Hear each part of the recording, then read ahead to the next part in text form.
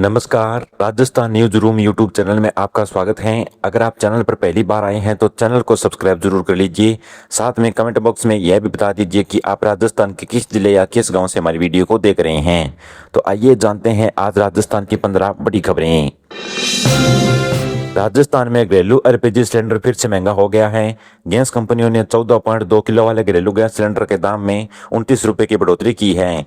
नई कीमतें शनिवार रात 12 बजे से लागू हो चुकी हैं। अब जयपुर समेत कई जिलों में गैस सिलेंडर करीब 945 रुपये में मिलेगा। इससे पहले मार्च महीने में भी सिलेंडर के दाम बढ़ गए थे। लगातार बढ़ रही महंगाई से आम लोगों की रसोई का बजट बिगड़ रहा है। खासकर मध्यम वर्ग और गरीब परिवार ज्यादा परेशान हैं।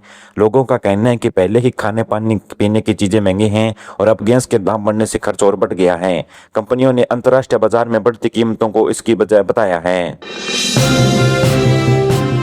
राजस्थान में मौसम एक बार फिर बदलने वाला है। पिछले कुछ दिनों से आंधी और हल्की बारिश के कारण लोगों को गर्मी से राहत मिली थी, लेकिन अब मौसम फिर से करवट लेने जा रहा है। मौसम विभाग के अनुसार 8 जून से तापमान तेजी से बढ़ सकता है, जिससे कई जिलों में तापमान 40 डिग्री तक पहुंचने की संभावना है। खासकर पश्चिमी राजस्थान में तेज गर्म हवाएं चल सकती हैं। डॉक्टरों ने लोगों को दोपहर से घर से बाहर कम निकलने की सलाह दी है और बच्चों और बुजुर्गों को खास सावधानी बरतने को कहा है। मौसम विभाग ने ज्यादा पानी पीने और धूप से बचने की अपील की है, ताकि लोगों को लू और गर्मी से सुरक्षित रह सकें।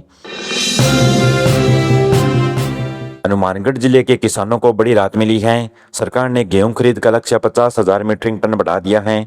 इसके साथ ही खरीद की तारीख भी 10 जून तक बढ़ा दी है। पिछले कई दिनों से किसान खरीद सीमा और समय बढ़ाने की मांग कर रहे थे। किसानों का कहना है कि मंडियों में अभी तक काफी गेहूं पड़ा हुआ है और सरकार के इस फैसले के बाद अब ज्यादा किसान अपना गेहूं बेच सकेंगे। प्रशासन ने मंडियों में व्यवस्था बनाए रखने के निर्देश दिए हैं और किसानों ने सरकार के फैसले का स्वागत किया है और कहा है कि इससे उन्हें नुकसान से बचने में मदद मिलेगी और अब खरीद पर केंद्रों की भीड़ और बढ़ने की संभावना है। कैबिनेट मंत्री डॉक्टर करोड़ी लाल मीणा ने अपने विभाग की टीम पर लगातार रिश्वत के आरोपों को लेकर नाराजगी जताई। सीकर जिले में कृषि विभाग की टीम पर 20 लाख रुपए की रिश्वत मांगने के आरोप लगे। इस मामले के बाद मंत्री मीणा ने सख्त रुख अपनाया। उन्होंने कहा कि अगर भ्रष्टाचार रुका है तो बड़ा फैसला ले सकते हैं। इससे पहले वह कई बार इस्तीफे की बात कह चुके हैं। मामले को लेकर सरकार भी दबाव बना हुआ है और अब इस पूरे मामले की जांच की मांग तेजी से की जा रही है। बाड़मेर से जोधपुर जाने वाले यात्रियों के लिए अच्छी खबर सामने आई है। राजस्थान रोडवेज ने दोनों शहरों के बीच नई नॉन स्टॉप सुपरफास्ट बस सेवा शुरू कर दी है। इस बस सेवा से के चलने से यात्रियों का सफर पहले से ज्यादा आसान हो जाएगा।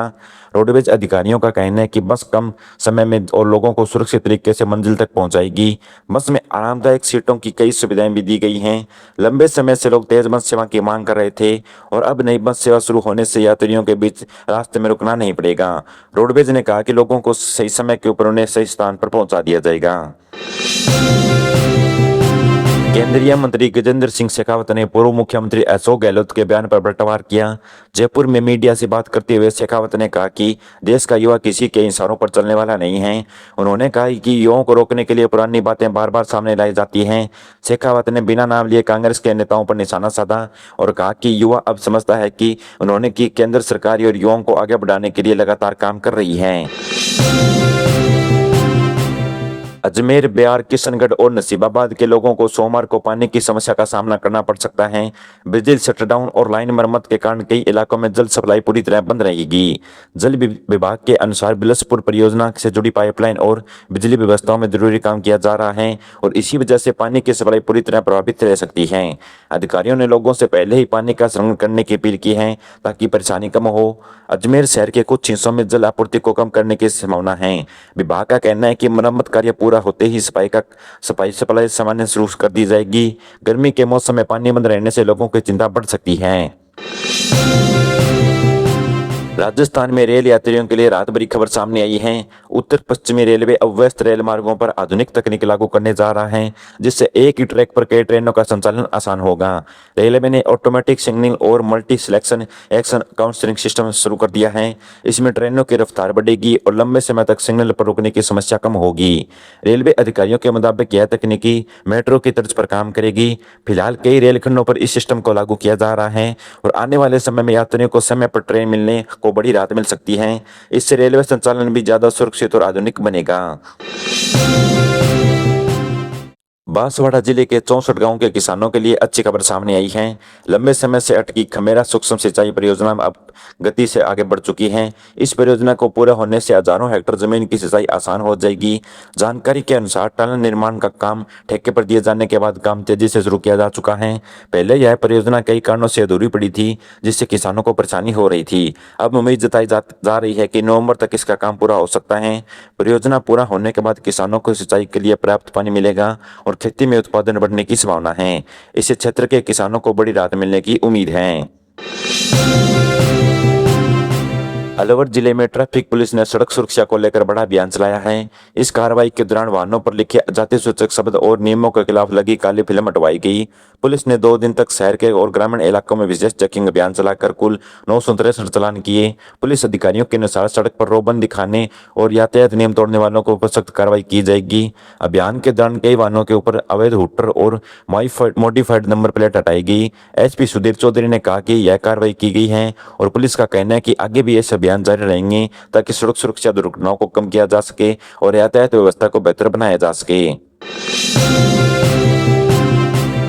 राजस्थान लोक सेवा आयोग की स्कूल व्यवस्था भर्ती परीक्षा में अभ्यर्थियों की घटती उपस्थिति चिंता का विषय बनती जा रही है। हाल ही के पेपरों में कई विषयों में केवल 25 से 35% के उम्मीदवार परीक्षा केंद्र पर पहुंचे। शुरुआती दिनों में यह आंकड़ा 50% से ज्यादा रहा, लेकिन अब लगातार गिरावट देखी जा रही है। आयोग द्वारा हजारों पदों के लिए यह परीक्षा आयोजित की जाती है। कठिन प्रतियोगिताएं, लंबी भर्ती प्रक्रिया और अन्य नौकरियों की तैयारी के कारण कई अभ्यर्थी परीक्षा छोड़ रहे हैं। परीक्षा केंद्रों पर खाली सीटें भी बड़ी संख्या में दिखाई दे रही हैं और इससे भर्ती प्रक्रिया की गंभीरता को और तैयारियों पर सवाल खड़े हो चुके हैं। अजमेर पुलिस ने अवैध गैस कारोबार के खिलाफ बड़ी कार्रवाई करते हुए गैस सिलेंडरों की बड़ी पिकअप वाहन को पकड़ा। पुलिस जांच में वाहन में बड़ी संख्या में घरेलू गैस सिलेंडर, इलेक्ट्रिशियन काटा, नोजल और करीब 22 लाख रुपए नकद बरामद किए गए। यह कार्रवाई श्रीगंगन थाना पुलिस और स्पेशल टीम ने संयुक्त के रूप में किया। पुलिस अधिकारियों के मुताबिक सिलेंडरों का उपयोग अवैध रूप से भरने और बेचने के लिए किया जा रहा था। मामले में एक आरोपी को गिरफ्तार किया गया है। पुलिस अब यह पता लगाने में जुटी है कि इस अवैध कारोबार में कौन कौन लोग जुड़े हुए हैं और कार्रवाई के बाद इलाके में हड़कंप मच गई। धौलपुर जिले में बिजली चोरी को रोकने के लिए डिस्कॉम ने बड़ा अभियान चलाया है। रात के समय की गई विशेष जांच के दौरान 115 लोगों को बिजली चोरी करते हुए पकड़ा गया। अधिकारियों के अनुसार इन उपभोक्ताओं पर करीब 35 लाख रुपए का जुर्माना लगाया गया है। कार्रवाई के दौरान कई जगहों पर सीधे लाइन्स के कनेक्शन और मीटर में गड़बड़ी मिली। डिस्कॉम टीम ने गाँव और शहरी इलाकों में संयुक्त अभियान चलाकर यह कार्रवाई की। विभाग का कहना है कि बिजली चोरी से सरकार को भारी नुकसान होता है और इससे आम उपभोक्ताओं को असर पड़ता है। अधिकारियों ने चेतावनी दी है कि आगे भी ऐसे अभियान लगातार जारी रहेंगे। भीलवाड़ा जिला का प्रसिद्ध पर्यटन स्थल मैनाल एक बार फिर पर्यटकों को आकर्षित कर रहा है। क्षेत्र में तेज बारिश और अंधड़ के बाद भी 150 फीट ऊंचाई से गिरने वाला मैनाल झरना शुरू हो चुका है। मानसून से पहले यह झरना बहाल देखने के लिए बड़ी संख्या में लोग पहुंच रहे थे। पहाड़ियां और हरियाली के बीच गिरता पानी के लोगों को बेहद आकर्षित करता है। झरने के किनारे के स्थित प्राचीन मंदिर में खूबसूरती भी पर्यटकों को अपनी ओर खींच रही है और स्थानीय लोगों का कहना है कि हर साल बारिश के बाद यह बड़ी संख्या में पर्यटन आते हैं। प्रशासन ने लोगों से सावधानी बरतने और खतरनाक जगहों पर नहीं जाने की अपील की है। झुंझुनू जिले में परिवहन विभाग और पुलिस संयुक्त अभियान चलाकर अवैध और ओवरलोड वाहनों के खिलाफ बड़ी कार्रवाई की गई। जांच के दौरान कई वाहनों को जब्त किया गया और कुल 5,35,000 रुपए का जुर्माना लगाया गया। अधिकारियों के मुताबिक केवल ओवरलोडिंग के मामलों में ही करीब 3 लाख रुपए का जुर्माना लगाया गया। कार्रवाई के दौरान हरियाणा का एक ट्रांजैक्शन मिक्सर वाहन भी पकड़ा गया। विभाग का कहना है कि ओवरलोड वाहन सड़क दुर्घटनाओं और सड़क खराब होने का कारण बनते हैं, इसलिए नियम तोड़ने वालों के खिलाफ सख्त कार्रवाई की जाएगी। इस अभियान से वाहन चालकों में हड़कंप मच चुकी है और वो आगे जब भी सड़क पर अपना वाहन लेके उतरेंगे यह सब चीजें देखकर जरूर उतरें। वीडियो पसंद आया है तो लाइक कर दीजिए, चैनल को सब्सक्राइब करना मत भूलिएगा। धन्यवाद।